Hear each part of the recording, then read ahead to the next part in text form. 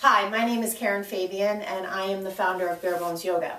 Last week I made a video called 10 Tips for Yogapreneurs, and it contained 10 things to help you get started if you're a yoga teacher looking to break out on your own and start your own business. Today's video is about 10 things for your weekly checklist. And if you're thinking, well, I don't have a weekly checklist, I'm going to show you how to develop one so you can stay on top of all the things that you need to when you're working for yourself as a yoga teacher. Here's what mine looks like. I print it out every Sunday night and it keeps me focused during the week. And you may be thinking, well, I'm not really a paper person. I like to have checklists in my phone. You can certainly put it there. I have those checklists too.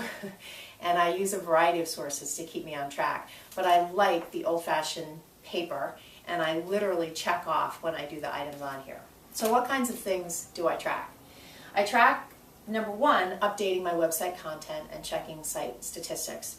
Your website is really your electronic image to the world, so you want to make sure that the content is fresh and up to date, things like where you teach, the times of your classes, and any special events you may be doing. The other thing you want to look at is site statistics. Who's coming to your site? What kinds of things are they looking at? What kinds of articles do you get a lot of comments on? These are important things that will give you an idea of what kinds of content your customers are looking for. The second thing is billing clients. As a yoga teacher, you may have some customers that pay you without you giving them a bill, but you'll probably have a lot of customers who don't. And it's important that you stay on top of who needs to be billed and when, and be sure that you're doing that timely so your revenue stream is steady. The third thing is practicing yoga. Oh my goodness. As many of you probably know, and I've experienced this myself, when you start teaching yoga as your primary career, all of a sudden you realize you hardly have any time to practice. I literally put on my list, practice yoga, and I schedule in certain times during the week when I am going to go take a class. The fourth thing is run or other fitness activity. I am a big runner. I love to do that. That's another thing that goes by the wayside. If you like to go to the gym or do kettlebells or other things, put it on your list. Putting something on your list is a powerful way to commit to it and to set an intention to get it done. Number 5, creating other useful content like videos, articles, social media posts. Think about the things you're asked when you're out teaching classes. Think about questions that people ask you. What kind of useful content can you provide, and do it on a weekly basis. If you write articles for particular blogs or other partners, people that you partner with, other websites, make sure that you provide that content timely so that the readership for those websites will learn to depend on looking for your posts and hopefully commenting on them as well. The sixth thing is follow up on business leads. As a yoga teacher where you're potentially working as a teacher full-time, I don't need to tell you that it's an ongoing hustle.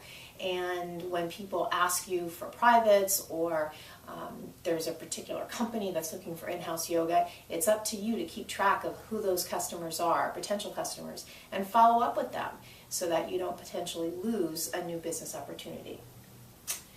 The seventh thing, write a weekly report. Along with printing this out every Sunday night, I write a weekly report that reviews what I did that week, what I got done, and what I have to do for the following week. I also put in the report the revenue that I made, the expenses I had, and any new business leads that came up. There's a lot of other things in there as well, but I've literally been writing a report on a weekly basis for the past 2.5 years when I started the Bare Bones Yoga brand. The next thing is back up your computer and your phone.